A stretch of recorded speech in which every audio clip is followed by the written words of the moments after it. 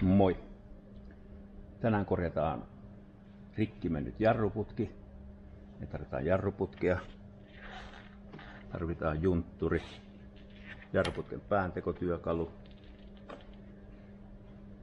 siistin työkalu putkelle ja katkaisutyökalu.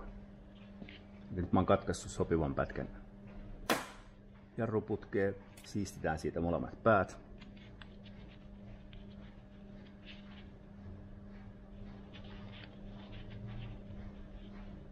Pieni siistiminen riittää. Laitetaan juntturi tässä vaiheessa putkeen. Valitaan kyseiseen jarruosaan sopiva pyöristys, eli tässä kohtaa laitetaan tämmönen pyöreä osa.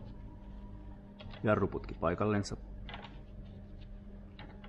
Kiinnitetään se ja kiristetään pohjaan asti. Jarruputkea törröttää siellä nyt vähän ylimmästä. Löysäsin putkea kiristystä hieman. OP0 kohdalla käännetään pohjaan asti. Se työntää jarruputken oikealle syvyydelle. Sitten kiristetään putki puolellisesti. Vaihdetaan tässä tapauksessa OP1 kohtaan. Ja kääntämällä taas työkalu pohjaan asti saatiin jarruputkeen oikea muoto. Sitten vaan putki pois paikaltaan.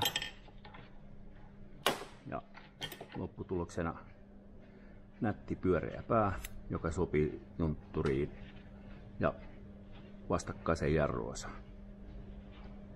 Eli tärkeää muistaa sopiva mitta, juntturi, oikein kokoinen putken kiristin, oikein päin pystyy tekemään tämmöisiä lättänöitä, alaosia.